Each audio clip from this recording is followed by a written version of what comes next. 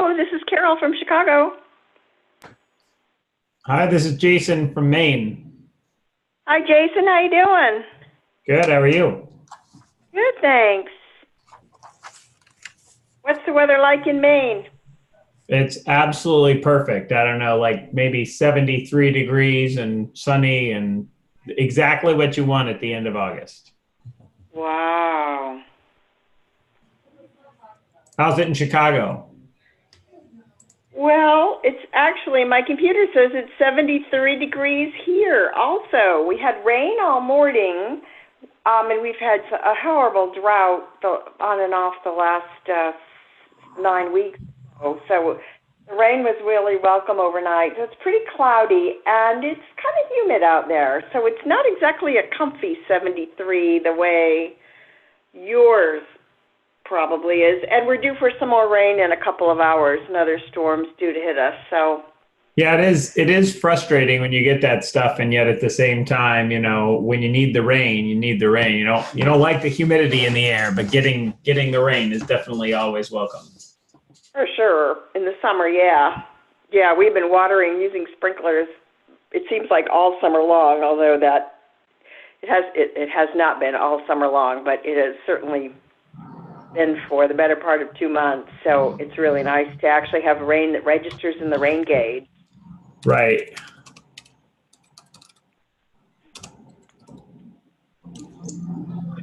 Hi, Carol. This is Rob Williams with SourceLink.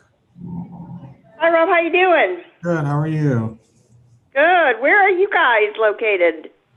Kansas City, Missouri. Oh, you're in Kansas City with Kaufman. I didn't realize that. Yeah, they're right across the street from us. Wow, that's handy. Yeah. What's the weather like in Kansas City today? We had some pretty big storms that kind of rolled through, but now it's maybe starting to get a little sunny. Wow. Yeah. That's bad.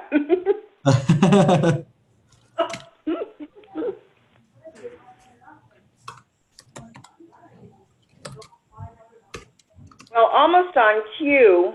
Last week it cooled off here quite significantly, and the humidity really got out of the air. And of course, some of the public schools started last week. Today's the first day at Northern Illinois University, which is the main employer and main entity in town here. So it really has been easy to kind of adjust to more of a fall mindset just because the weather has really cooperated in the last week or 10 days. Oh.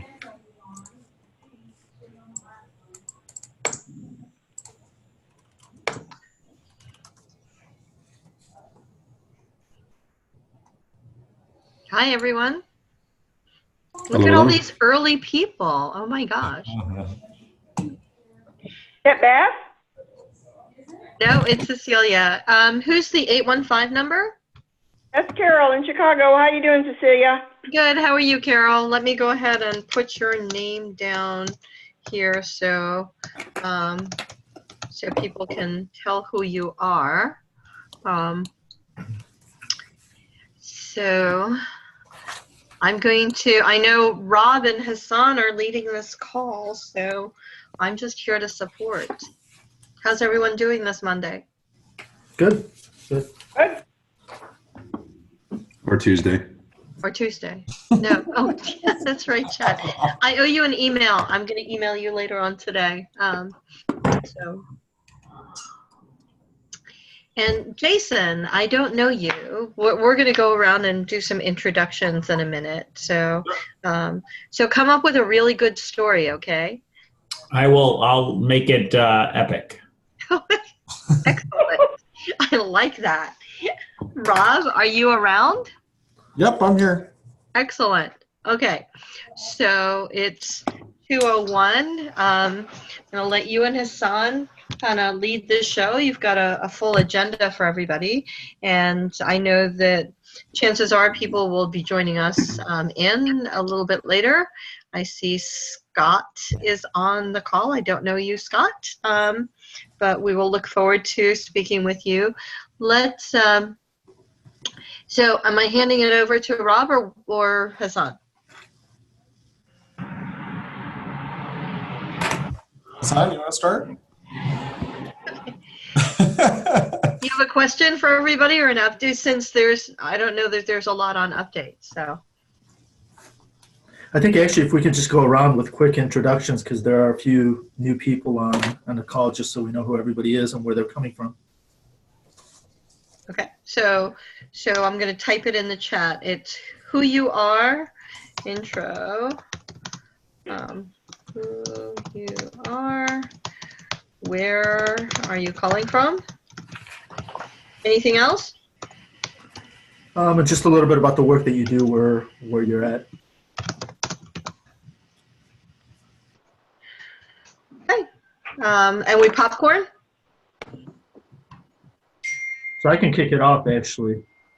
So Hassan Bazi, I'm in Detroit, and I do a bunch of different things related to ecosystem building. I'm kind of connected to the ecosystem here from multiple angles. And I will go over to Rob. Hi, everyone. My name is Rob Williams. I'm with an organization called SourceLink. We have a national network of organizations and folks that are doing local ecosystem building, and so we provide infrastructure and support to that, to our affiliated network that's doing this work all across the country. Let's go down to Chad. How have you been? I'll pass it your way, my friend. Yeah, a little bit darker than it looks like for you guys, but going really well. Cool. So doing a few things. A company called Startup Status, where we're mapping and measuring the ecosystem in Australia. Also taking a role for the Global Entrepreneurship Network, or the acting director for Australia.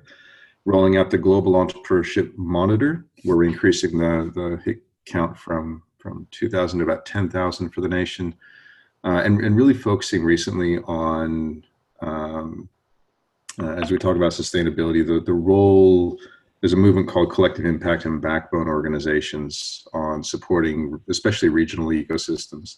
So looking at that over recent years. So keen to have a chat about that.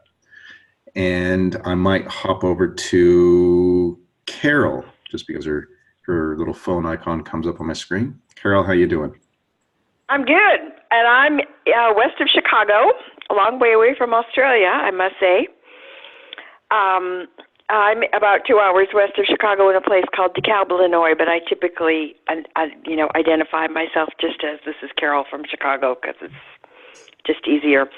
I'm working on a couple things. I'm the founder of the Illinois State Incubator Association at illinoisincubators.com. And we are in a launch mode. We've been in an extended launch mode because we've got a new governor, so we're working on a pivot and a different set of priorities ever since he got installed in January. I'm also working on linking all of the State Incubator Association presidents in the U.S. There are about 20 of us. The Illinois Association is the newest kid on the block, and most of the other 20 have been around since the 80s and 90s, so they're not as digital as we are, and they have a little more traditional working model, operating model with members who are not nearly as skewed toward millennials as we are. And then my third project is I'm working on figuring out how to do a national venture capital bridge to help all the other states other than New York and California and Maryland attract out-of-state venture capital. And we're working on just kind of a digital solution to help venture money and angel money move a whole lot easier throughout all 50 U.S. states. So those are my projects. So next, how about Jason? Epic Jason, let's hear it. Let's hear it, man. Well, I don't know that I don't know that I'm doing as many things on the national level. So I'm Jason Harkins. I am. I'm in Maine. And is it really feedbacky for everybody? It's a little feedbacky. Okay. Well, hopefully that'll clear itself up. Jennifer, can you mute yourself, please? I think your mic is hot.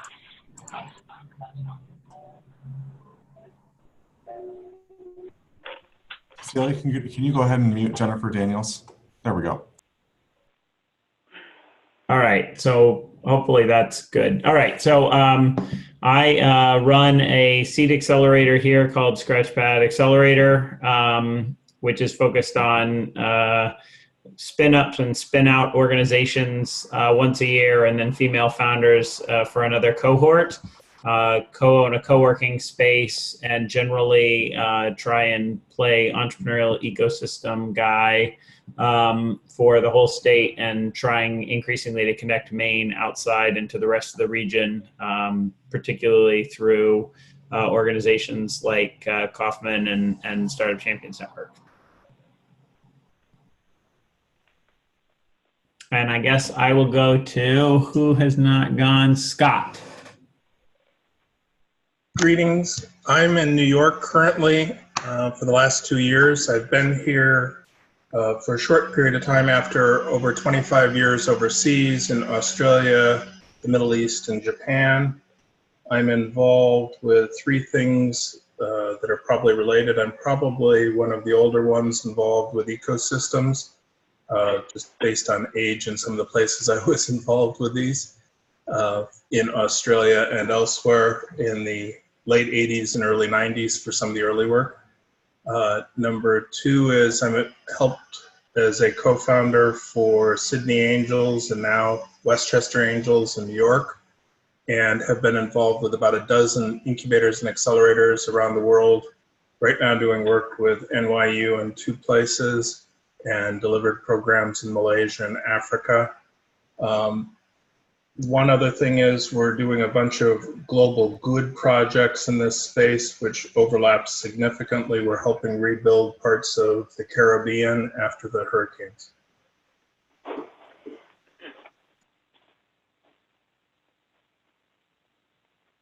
Cool. So I think that was everybody. I think We've got Jennifer. that's somebody new. Okay.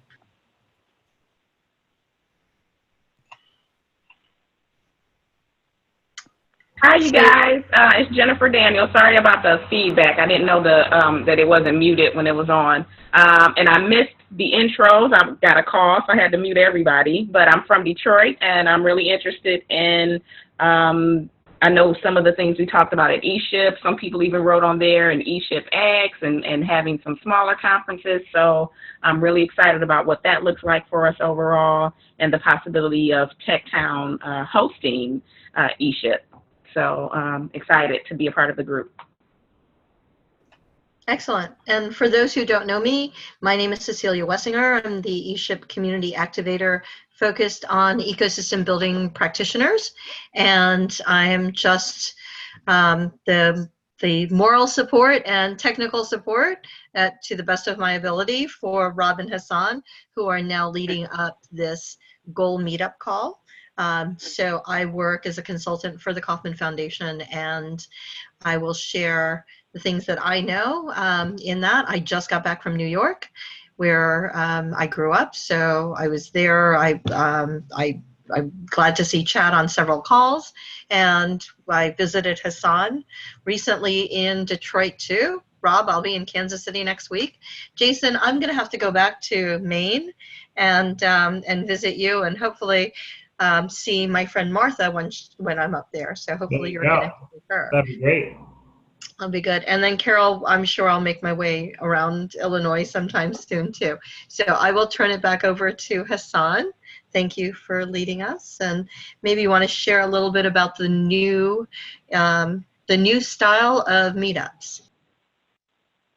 Yeah, so one of the goals of the calls is to get new and existing members of the community to come together once a month to touch base, to share what they're working on. And also the idea is to get folks to collaborate around some of the initiatives underneath each goal. And I don't have the list.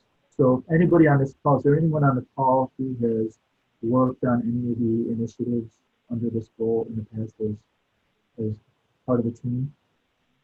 So Hang on, Hassan, I can't hear you as clearly. So you're talking about the goals itself, or what do you need a visual of? Oh no, can you hear me now? A little bit better. Okay, I don't know. No. I don't know what's happening. Yeah, what I said is that one of the goals of the calls is to get new and existing members of the community to touch base once a month around the goal and the initiative, and hopefully folks can form teams and collaborate and start moving on some of the initiatives. Can you hear me, or is that still muffled? Not good in Chicago. Sorry. Okay. I think actually, Rob, can you take over? Sure. Yeah. Sorry. So I think what I was hearing from Hassan is that we've been collecting a lot of feedback since the last summit, and as many of you know, there were a series of initiatives that were created that kind of all fall under the top 7 overarching goals. Through this process, collaboration is always a work in progress, and we received some feedback that the lines of communications were a little bit difficult to kind of navigate, and we had different folks at different needs engaging as part of this process. Some folks were brand new to the ecosystem field or brand new to the ESHIP goals, and so we needed a better structure to kind of give them places to get up to speed on what the ESHIP goals are all about and what this initiative is all about. And then we also needed to have a little bit of space and a little bit of infrastructure for those organizations and people that are interested in focusing on any one goal to be able to meet on at least a monthly basis to catch up, to hear what's going on, to provide for space for each of the working project teams that are under each goal to be able to kind of report out.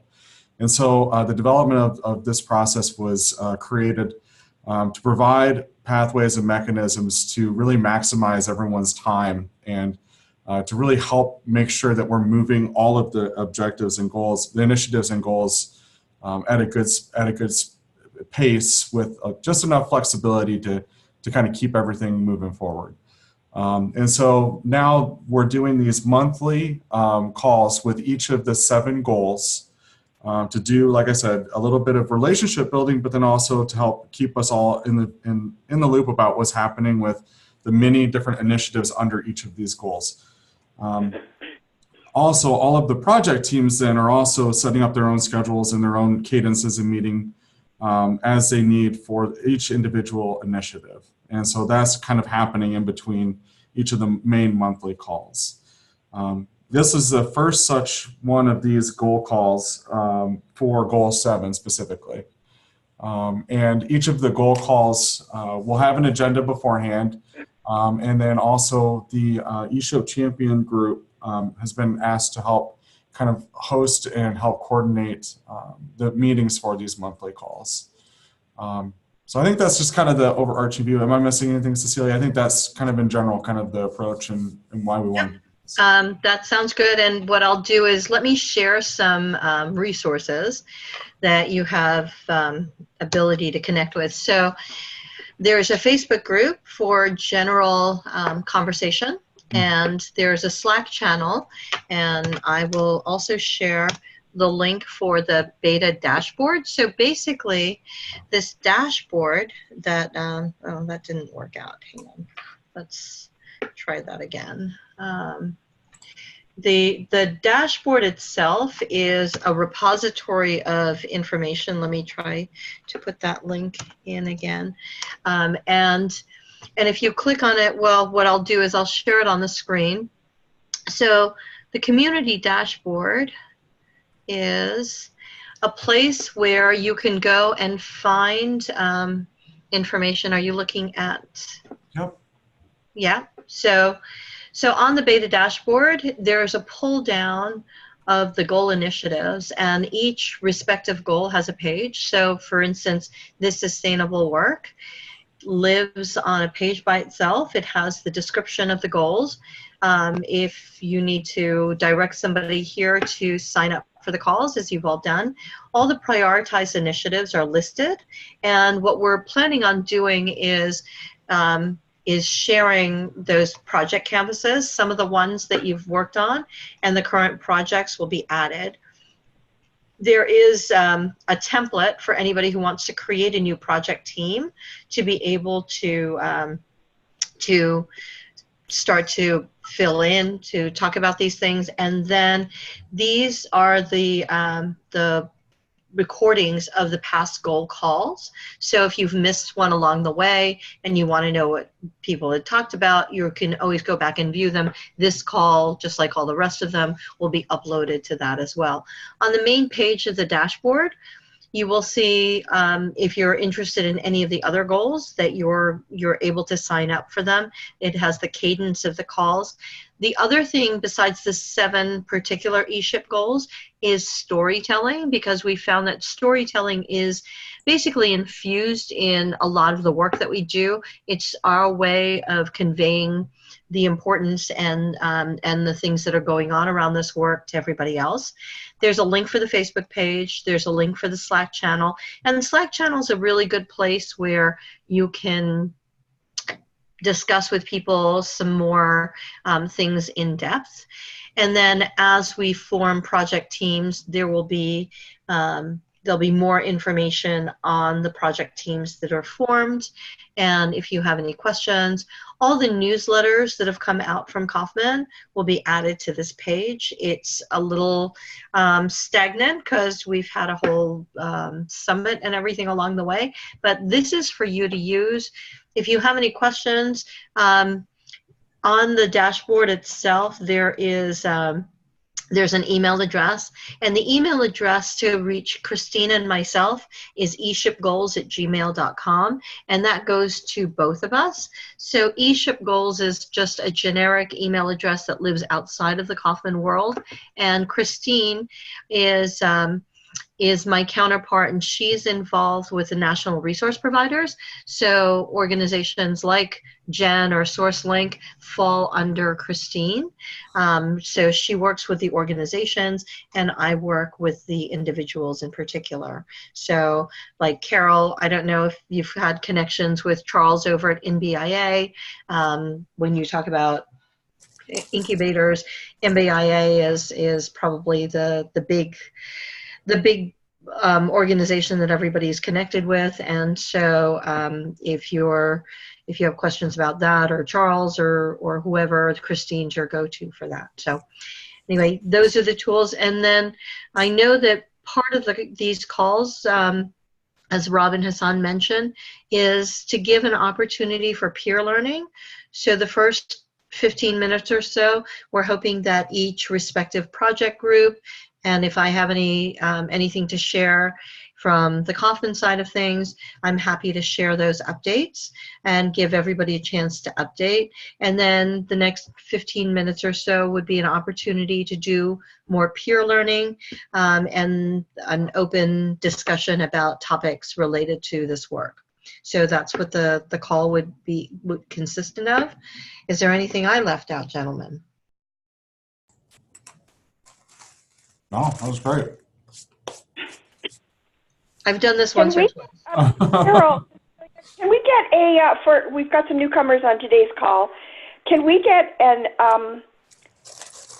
some point soon, an update on each of I believe there are 5 active initiatives for this goal.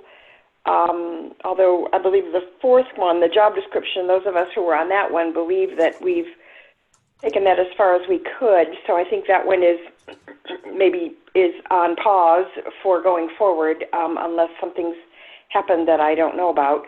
But just to get an update of status report of where we are on who's leading each of these 5 initiatives and where they are in terms of what they've been working on in the year or so that we've been doing the old-fashioned monthly calls for people interested in Goal 7.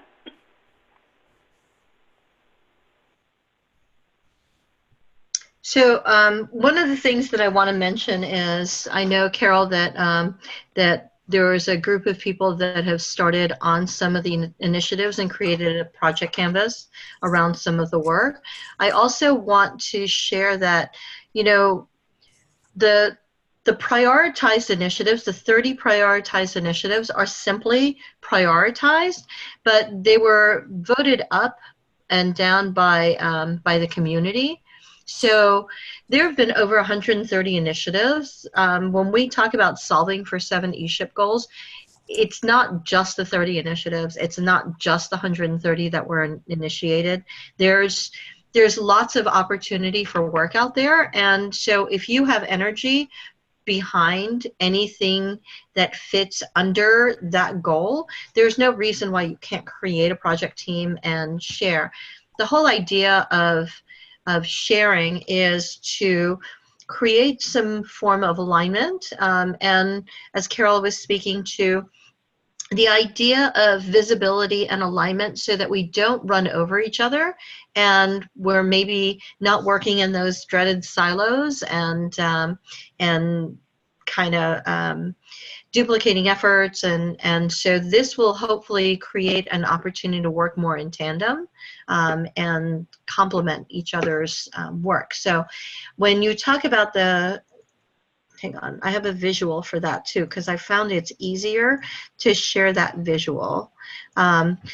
So what the ESHIP team is trying to foster is the opportunity to create relationships, community, and a sense of belonging. That's the Facebook page, that's the Slack channel, those are these calls.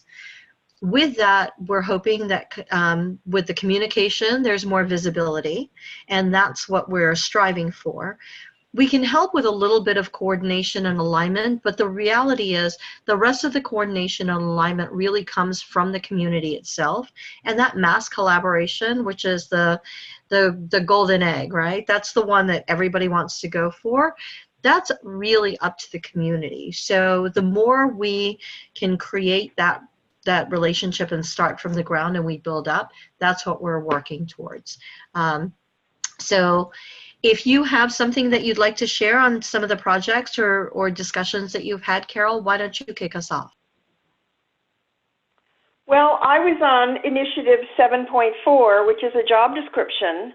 So that's the one I know the most about. I know Faye was working on, and I don't know if this is something she's changed her mind about, but she was working on certification, and Hassan was working on the catalog of funding models. But at any rate, Beth Zimmer and Tyler and I were doing the job description for an average, or a typical, not average, but excuse me, typical ecosystem, entrepreneurial ecosystem builder job.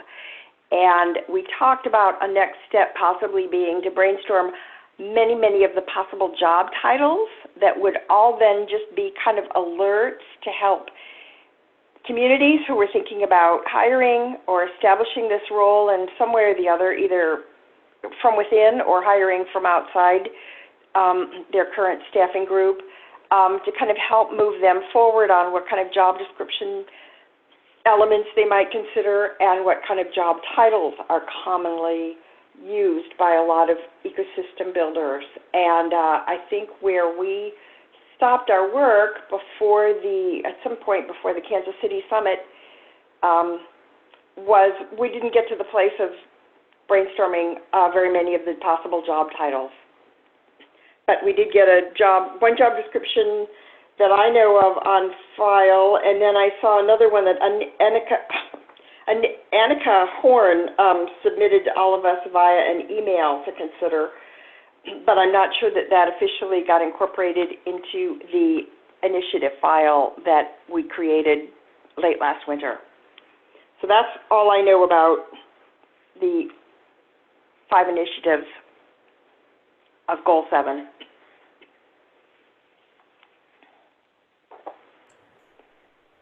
Okay. If Beth or Tyler I can reach out to Beth and Tyler and see if they want to move forward to do the job brainstorming to kind of round out what we've got already on file with the job description, or to see if you have a better idea for what we might do in that group.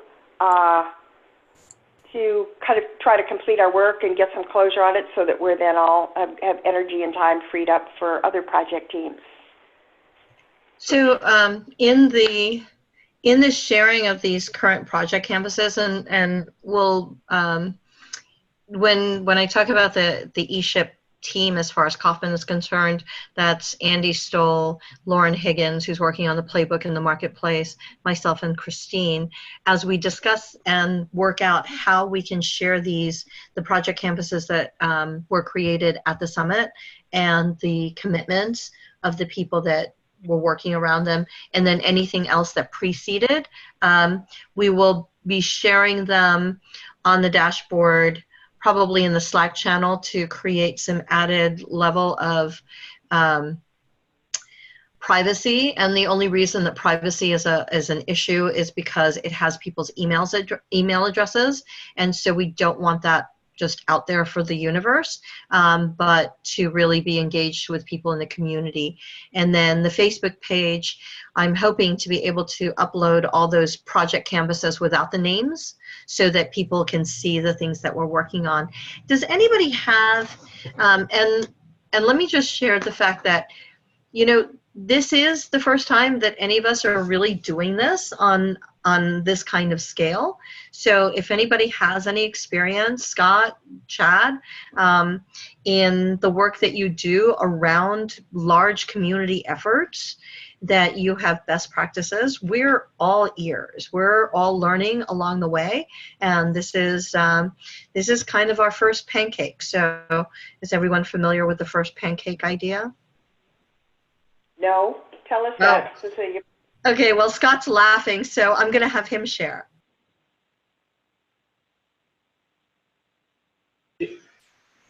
Part of the thing that I believe groups like this have, and whether it's the first pancake is, it's either the best or the worst one in the stack. It's either got too much oil or it's got no oil and it's black.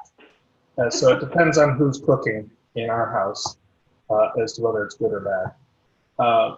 A couple of observations. Again, I was at the front end of this because I knew Victor and the team before they went to Kauffman, so I know some of this stuff from early rainforest days and have been involved in the background of this work.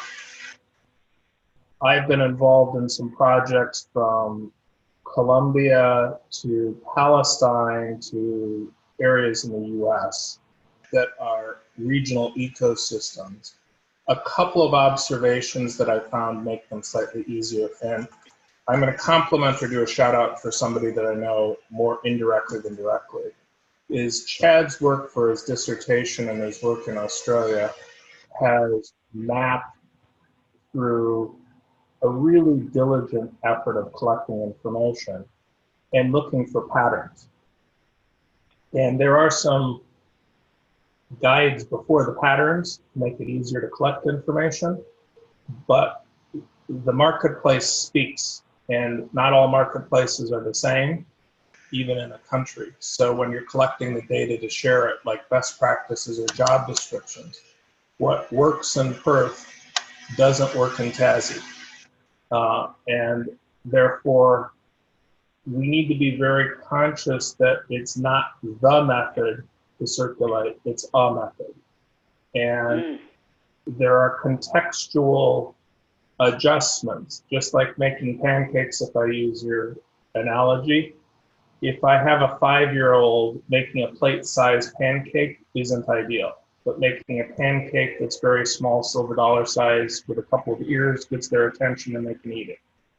So I think that's the same with a lot of the things we're working on. So I'll poke at one just to tease this out if that's okay, and anybody can shut me up at any time. So I usually listen pretty well.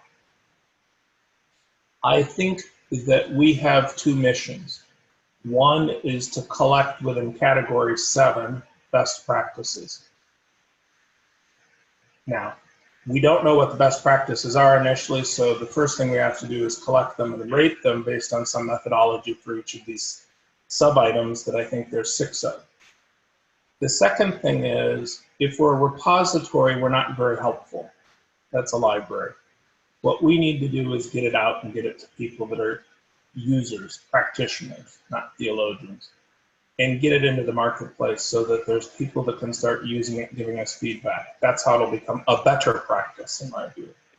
So one of them that I can pick on that's quite easy is peer support. If anything, this group should be peer support to each other if we knew what they could peer support on. And we need to create some mechanisms so that we can help other people who, depending on their stages and their locations and their needs, we can help each other. But I don't think that mechanism that I've seen so far is mapped out that way. So you can say, I'm setting up a regional ecosystem in an emerging market. I need help doing X. And the peer group can say, here's the 3 people, here's the 4 resources, and here's how you can go forward efficiently.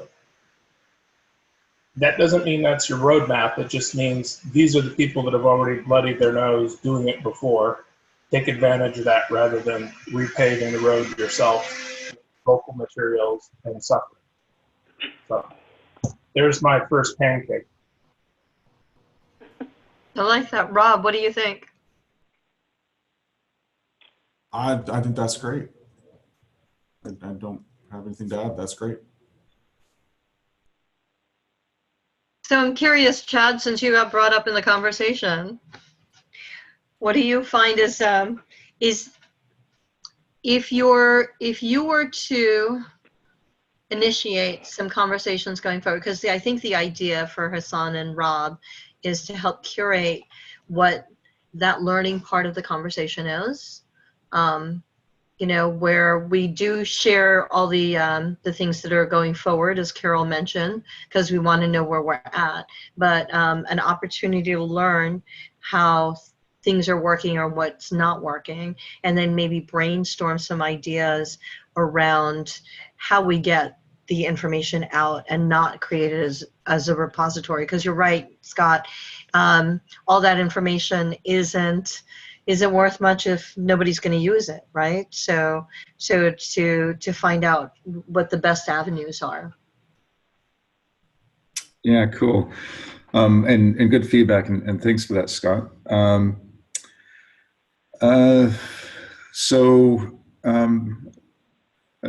I guess I'll just start with a lot of this stuff. I focus on principles. So if we get the principles down, as compared to being prescriptive with a specific outcome. For example, you know, when we're talking about jobs and positions, and there's 2 functions on that. One is just what jobs are going in a job board, and the other one is what kind of jobs and what are the roles out there and legitimizing those. For example, when you talk about an innovation hub or a central management framework like that in a region, you've got a concept of a community manager and an operations manager and an entrepreneur in residence and a hackathon or accelerator facilitator.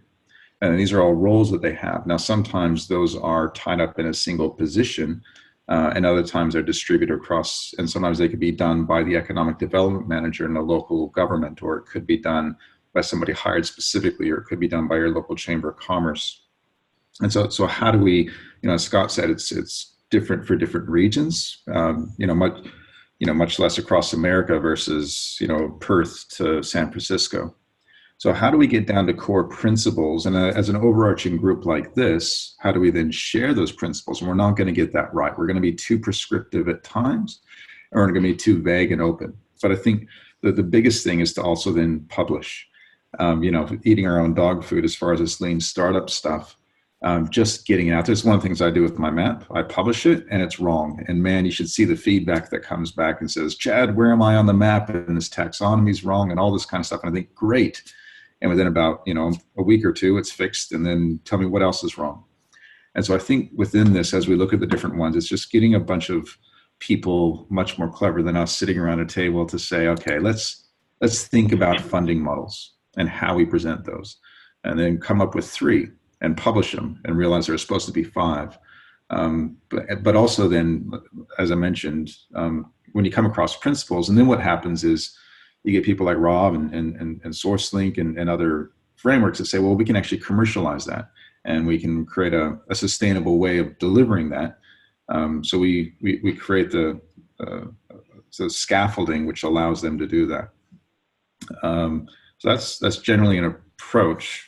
And then as rapidly as possible with the 6 things that are in here, I'd love to see and be a part of actually coming up and saying, okay, well, how do we present funding models which help regions get this stuff over the line? How do we maybe create a central job board just to build something and break it and figure out what doesn't work, and then see who else could do something better?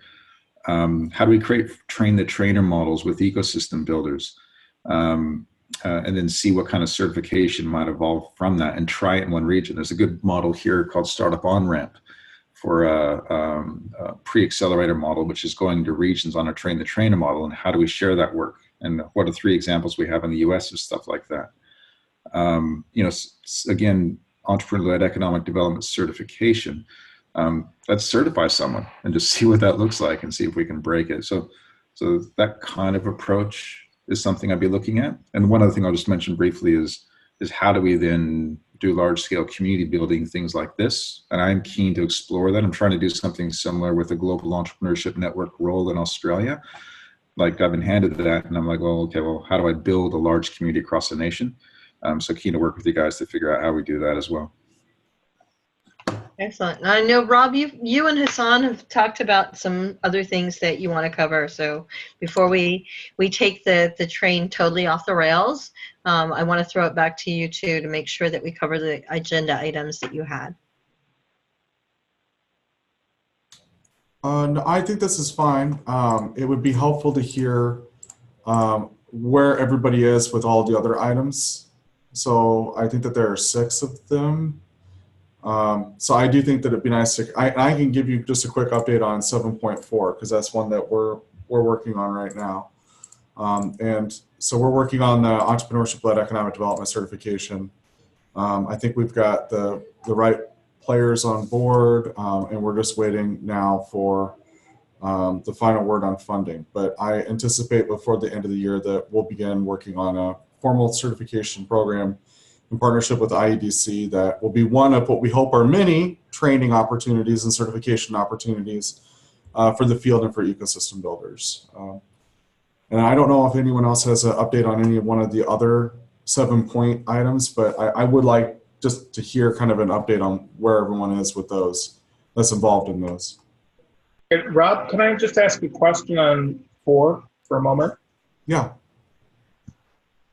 Could I encourage a survey of existing players in that space that you think are out there and how they got trained? I'm sorry, how do you mean? Well, Chad's a great example. He's doing his dissertation on part of this topic. I don't think his dissertation was written with all of the knowledge he has before that. I'm just saying he's gone to market for a lot of it. So many of the players in economic development didn't start off in economic development or ecosystem development or any other areas. Sure. They came on a journey. I think it would be very interesting to create maps of experience for the people that have ended up in there before they're certified. I love that idea. And I also think that neutralizes the issue of should you be certified. You may find that there's a path, which I expect from what I've seen, that are quasi-politician government people that journey into this area on one outcome. There's another group that come out of the academic arena. There's another group that come out of the clustering initiative. There's another group that come out of an innovator, entrepreneur, but they're very different heritages and motivations.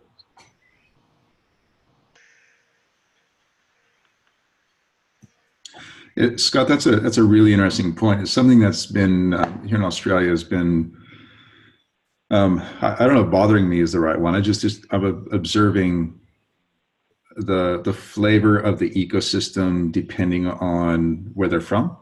For example, if you see an ecosystem filled with people and you look to their LinkedIn and it's from marketing, social media, SEO, service providers, it creates a certain flavor, and you have a whole bunch of pitch events and sales and marketing promotion, as compared to deep economic development, city planning, politicians. You have much more of a, kind of an economic development, community development flavor. Other times it's from the social sector, and you get a lot of, social good, social outcomes from entrepreneurship. So the source of it, and then that ties into what we're talking about here on certification and capability building, in that where that's coming from, it can expose the blind spots on, what are the areas they may need to beef up in. So if they're very strong in marketing and sales and maybe the commercial side, well, maybe we need to beef up a bit more in, pure economic development or community development. So that would be a really interesting both study with a practical outcome. I'll just add a certification observation, which I'll call experiential. There's a lot of people that are in this field that talk as if they know, and they've not gone through capital raising, an incubator, an accelerator, an exit, a failure, and they're informing other people as if they have crossed genders, crossed cultures, crossed lifetimes, and know all these things. One of the biggest aspects for certification for me is peer review, that you've actually done some of this stuff.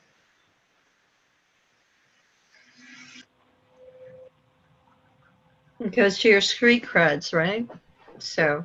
Well, it doesn't mean you were successful at it, which is part of the reason why I'm saying you might have gone through the first time as a university incubator with a bunch of bozos with you because you were just learning about it and you were 19 years old and you had a bad idea. But at least I had the experience, which is very different than somebody who comes out and allocates, and I'll pick the Australian government, $12 million towards incubator programs and have never been on an incubator. And they have no idea what to expect when they're allocating the money, but they're allocating the money to groups as if they know. It's like sports. If you've never played the sport, it's kind of hard to talk about it. Or if you haven't been a mother, it's kind of hard to talk about having kids. So I like the, hearing you and Chad talk, there's been a lot about failure and trying stuff out and testing, and I think that that's a challenge that we see across a whole lot of sectors and environments, is that fear of failure. I just had an email discussion with the people that do, so excuse my language, hopefully nobody will get offended, but it's called Fuck Up Night. And so having that as an event where the community will come together and actually talk about failing so that you can move forward. So fail forward is a very interesting idea to me. It's definitely a lot easier to stomach when you're of particular demographics and you have the resources behind you. It's easier to fail forward because you have more runway, and I think for traditionally oppressed or underrepresented demographics, it makes it very hard to think about fail forward. So as much as I admire the work of Brad Feld, I'm really coming up against the discomfort of things like give before you get, because again, that really comes from a place of privilege, and I don't know that give before you get makes sense for everybody. I like the idea of coming with a sharing mindset. So I'm curious to hear from Jason and Jennifer as they're on the call, and I'd love to hear the challenges that you have in creating that sustainable work in your community. So whoever jumps on first.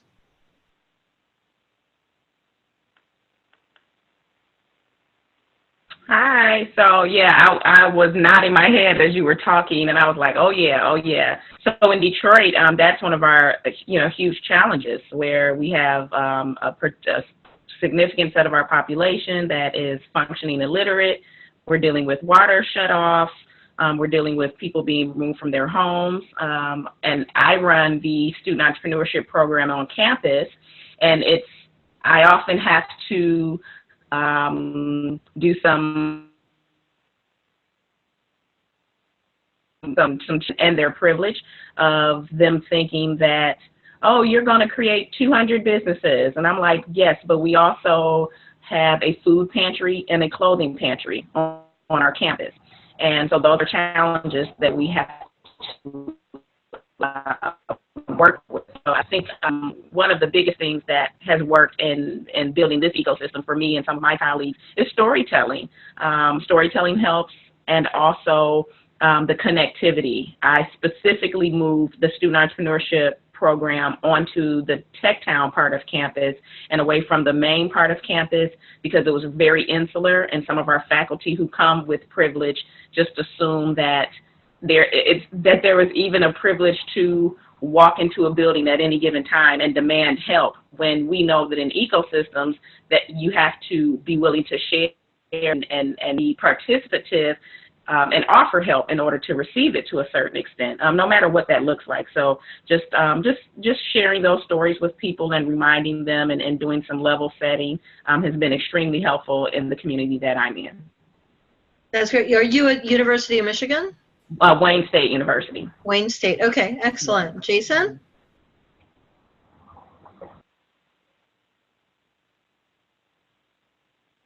Well, you're on mute, so we can't hear you.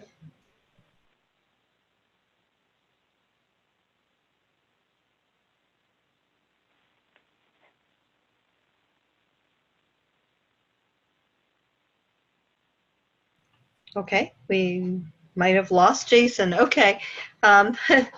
Hassan, since you're in Detroit, why don't you share with us what's going on with you in that?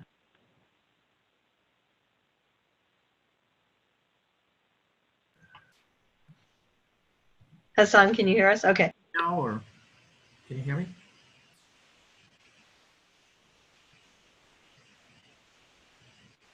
Can you hear me or no? Yep, it's working. So just, I mean, I'm involved in a lot of traditional economic development stuff and on startup work, and just seeing there is still a vast disconnect between the two. Both recognize the importance of each other, but they're still completely operating in two different worlds. And I think to echo what Jennifer said, I've worked with a lot of the folks at Techtown and Wayne State, and I know within like the last probably 2 years, and Jennifer, the work that they're doing at Wayne State and Techtown, there has been a lot of work done to connect to the neighborhoods. What Jennifer described early on about people having to come to the campus, I mean, that happens at U of M, it happens at Wayne State.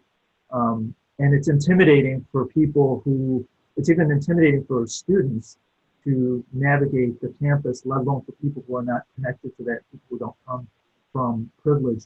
So I think breaking down a lot of those walls and going outside, the campuses, whether it's a university campus or the campus that we're comfortable with where we work, just stepping outside of that, I think.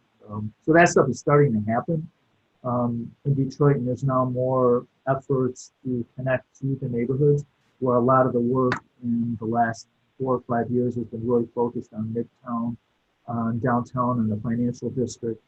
And now the work is actually spreading out more into neighborhoods. So I think that ecosystem is starting to develop. I think in Detroit, and I asked Jennifer if she agrees, I think we have, in terms of ecosystems, I think our ecosystem is a little more developed than probably in other parts of the country. And I think that is because we did have a breakdown in municipal government. So the foundation world kind of took the lead that traditionally would have happened through the economic development world and through municipal government. So things, as a result of that, moved quicker, and there weren't the traditional barriers that you would have navigating city government or structures. So I think that's why our ecosystem developed, I think, a little quicker, but there still is a lot of work to be done.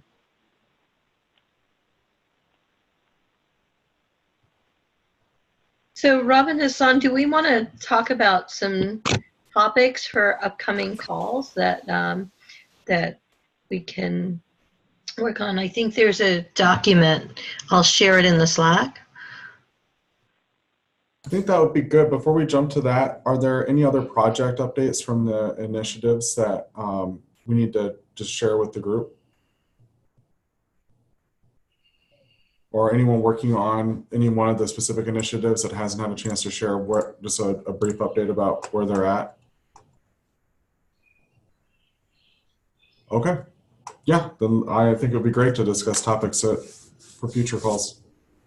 And one of the things I might just throw in there, I'm not sure where this one sits, and it's something I'm kind of working out at the moment. We've talked about jobs and roles and things like that, and borrowing on some of the stuff that Scott said in regards to what capabilities a person has, is tying in the concept of an asset mapping approach within an ecosystem itself in a region. So it's all well and good to say that there are some deficiencies that people haven't actually done an accelerator or done certain things. And in some regions it can be like the blind leading the blind is the term I hear quite a bit. But by the same token, when you have a region where they just don't have those assets, they don't have the people, they don't have a feld sitting there waiting to grow it, they're like, well, what can we do? So an approach to actually getting in there and presenting that in a visual way. I know SourceLink does some good stuff in there as well, as far as overarching asset mapping of the roles and functions of the region. But does that one sit within this framework as well? I'm saying, what do we have to work with? Where are our gaps? And where's the strategy to building up those gaps? So a place like Detroit or something like that, they can say, well, here's 3 things we can work on in the next 12 months that are proven to build up this one area of capability. Do we bring someone in that has that experience in an accelerator to try and impart that knowledge locally? Does that one sit within here as well? It'd be interesting in thoughts on that.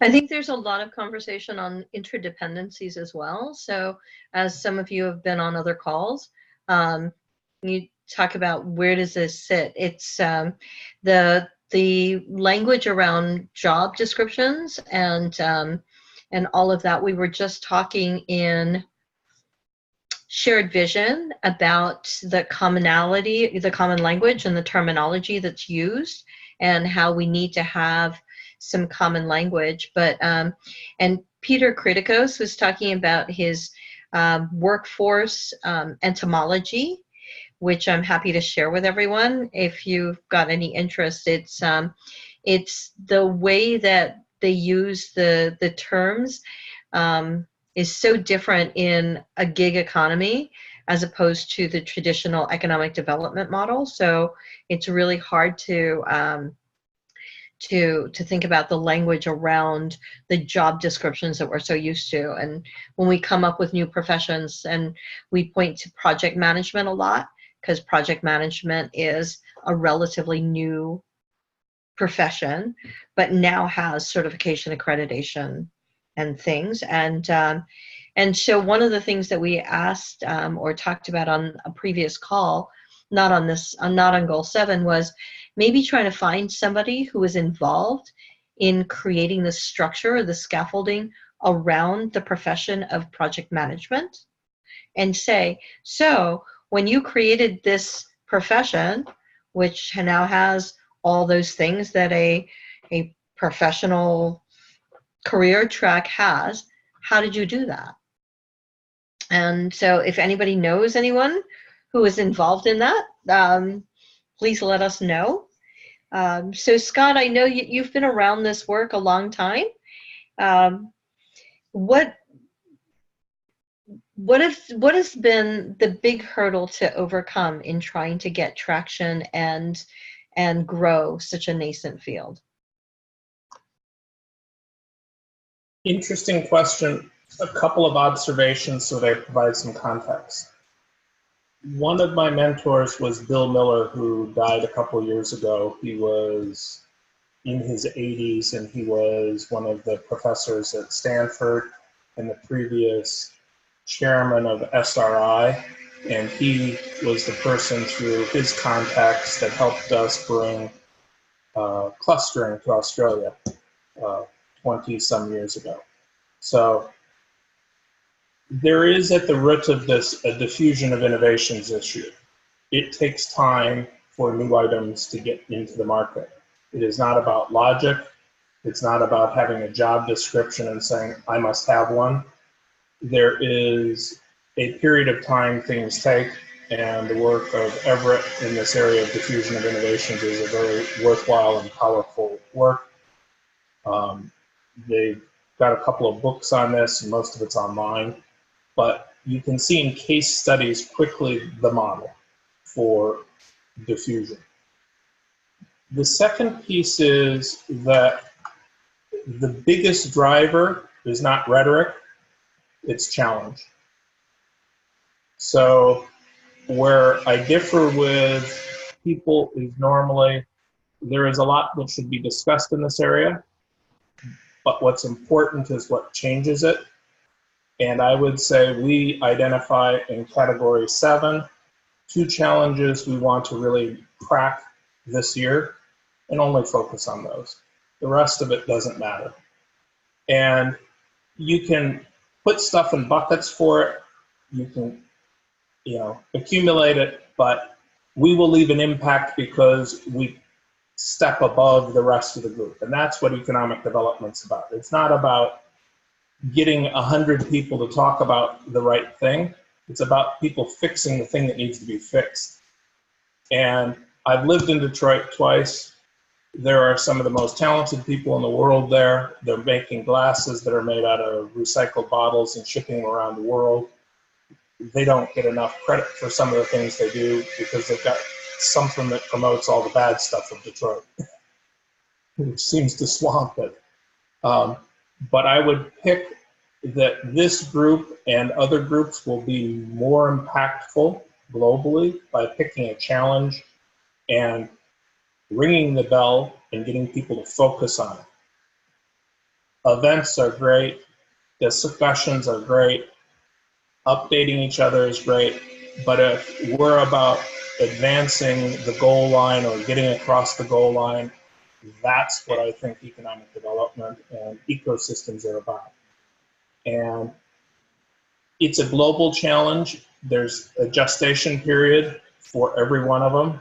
You don't stay the same, even if you're physically in an ecosystem. They change, morph, and evolve because they're not political borders.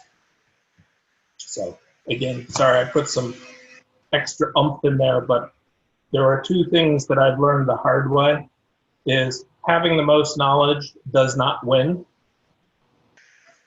So I would encourage people not to be collectors of knowledge.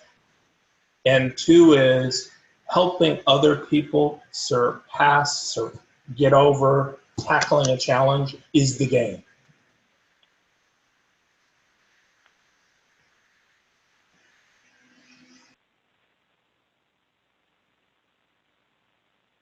I like that. Rob? That's great. I do want to be mindful of the time. We are at the top of the hour. I think, when is our next meeting? Is that, let's see. I have that. I don't have that handy on me. It's the last September 3rd.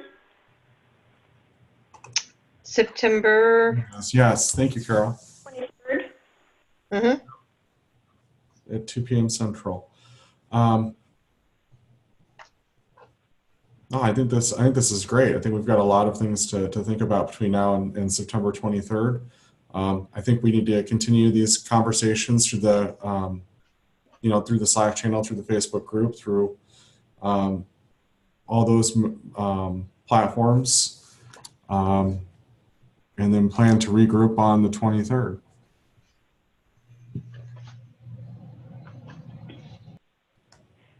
This is Carol again. Is there a process defined yet for finding comrades who might want to form a project team on the same topics that I might want to? Is there any kind of a process or a list that we can access to reach out to query a few dozen or maybe a few hundred people to find out if they're interested in the same project I am, to form a team and get a canvas and a work group going? So there's a whole page, Carol, on project teams on the dashboard, talking I about. see that. It talks about form a team of collaborators who want to work on your project, but Right. I don't get how I can reach out, since Canvas City has come and gone, and I missed my opportunity maybe to ask some of those 500 people about my two most passionate projects. So what do I do now that forum has come and gone? So there are several hundred people that are on the Slack channel. There's an increased number of people that are on the Facebook page. That's probably the Slack channel is probably the people that are most engaged and think about this stuff all the time. The Facebook page is probably more of a general community who's got some interest in ecosystem building, but not necessarily engaged in the work. And if there's a certain project, I would probably start conversations around there, and see if there's projects that you are interested in, and kind of put that out there. I mean, just like any, so there's not a distribution list except for the people that came. If you wanted to connect with anyone who came to the ESHIP Summit, all of the people whose contact information was okay to share is already on the Kaufman app.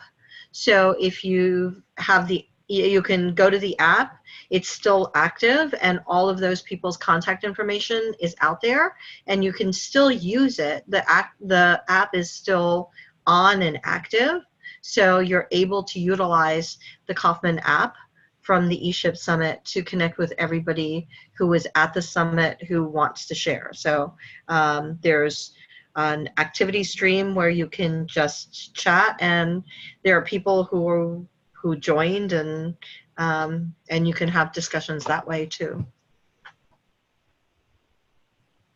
Okay, great. Thank you. Mm-hmm. Hassan? Yeah, I don't have anything to add. I think we're 5 minutes over, and I want to be mindful and respectful of people's time. But I think, one of the things with these calls is that you don't, and we've said it in the past, you don't really need, forming what Celia was just talking about. If you see something that you're driven to in terms of any of the initiatives, reaching out to other folks who have attended ESHIP or are part of this community to see if there are others that are interested, and then forming a team around that, and then starting to work on some of the initiatives really is what this is all about. Purpose of these calls is for all of us to learn from each other, share knowledge, give each other updates, yeah, that's all I have for you.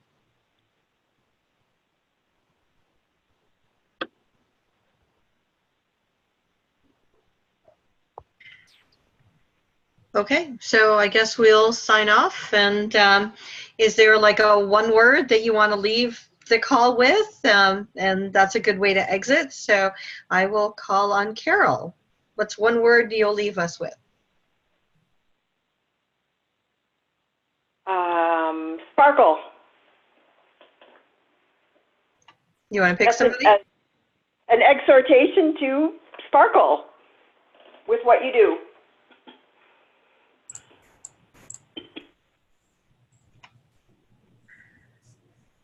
I'll pick Rob. Go ahead, Rob. Yeah, I'll go next. I think thoughtful. There were things that were brought up that I think were really interesting. Different takes I hadn't heard expressed before in terms of specifically Goal 7. And I think there are probably 2 or 3 really good initiatives that may be missing that we could actually form some project teams around. So I need a little time to digest this, but I'm looking forward to our next call to kind of continue this discussion. And I'll pass it over to Hassan. What's your word? So my word is, so summer's ending here, and today it's starting to really feel like autumn. So fall is coming up. So my word is renewal. Just the constant change and renewal with each season. So renewal is the word. and I will go over to Chad. Yeah, cool. My word is run, because it's morning here, and that's exactly what I'm getting ready to do, and it's what I typically do throughout my day. And we'll go with Scott. Experience maps. I think one of the things that would be a gift is if we could create experience maps to share with new people joining the community. Excellent. Thank you so much, everybody. And I am just inspired by all of you, so I appreciate that. Chad, I'm going to go get in touch with PMP and see if they can maybe help us with this. So have a great week, month, whatever, and we'll see you soon. Thank you again for your time. Thank you. Bye-bye, everybody.